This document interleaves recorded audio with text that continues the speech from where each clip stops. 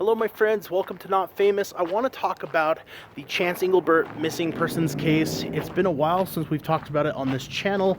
There haven't been a tremendous amount of updates in the case, unfortunately. However, people are talking about right now whether or not the case itself is closing. And is that really happening? Is the Chance Engelbert case closing? Well, according to law enforcement, from what I gather, that possibly could be the case. And don't get me wrong here, I'm keeping this a little bit casual. It's not scripted, and don't quote me. I'm just another person in the public that grew up in the area and has lived in this area with these people, speculating about what's going on.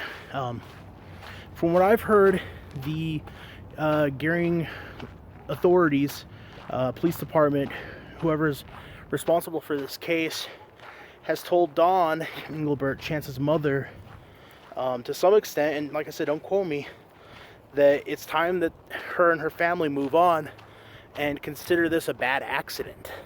Okay, my friends, now hold on. If that sounds ridiculous to you, that's because it is ridiculous, my friends. An attempt to close the case, an attempt to divert resources. I understand that resources are stretched, and even to some extent that there's not a whole lot more that they can do. However, this case could be escalated to the FBI. One reason I heard that was not the situation is because it was contained into this little area and then it crossed state lines. But tell me this, my friends, wasn't Chance said to last be known heading towards Torrington, Wyoming? He was in Gering, Nebraska, just miles away from the Wyoming-Nebraska border. And we don't know how far he got.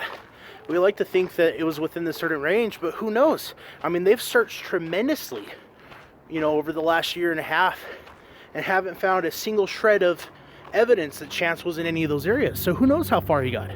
Who's to say he didn't make it to Wyoming, or that somebody didn't take him somewhere else?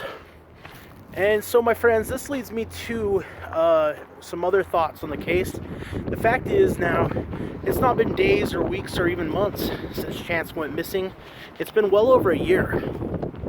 And I've studied a lot of these missing person cases, and generally, with the amount of search effort we've seen with Chance, you either find a body or remnants of such forth, some evidence that this person had a bad accident, as the authorities might call it, or they turn up. But in this situation, none of these things have happened. So I know there's a lot of rumors and speculation going on right now, but at this point, I can only come to the conclusion, in my own opinion, that doesn't matter in any way, because I'm just a normal person, just like any of us speculating. But I can only reasonably assert that somebody out there knows what happened to Chance. Somebody knows more than they're telling. Somebody did something to him.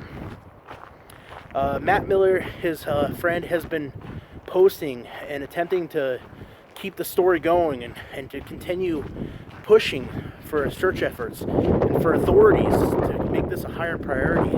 And I completely agree with that. I think that needs to happen. We need to know what happened. We need to find out.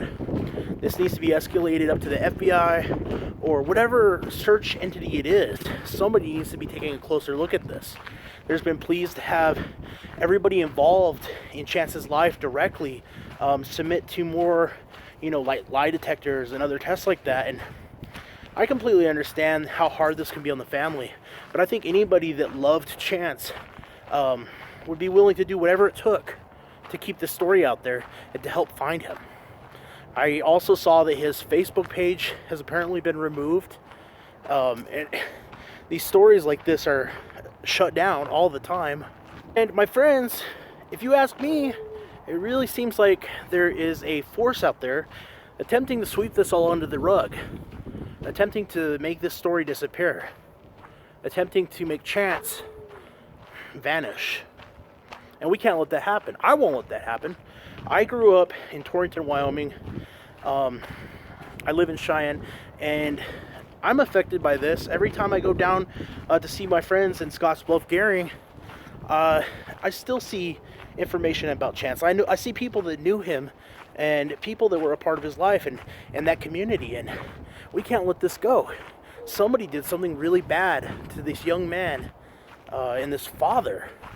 And Banks is out there without a dad right now. We can't let this story go. So I haven't touched it for a while, but I haven't forgotten. And I won't forget. And we won't stop until we know what happened to Chance Engelbert. Anyways, my friends, slightly casual video. I hope you're having a good day. Stay warm or cold, whatever you prefer. And I'll talk to you again very soon. And as always, my friends, adios amigos.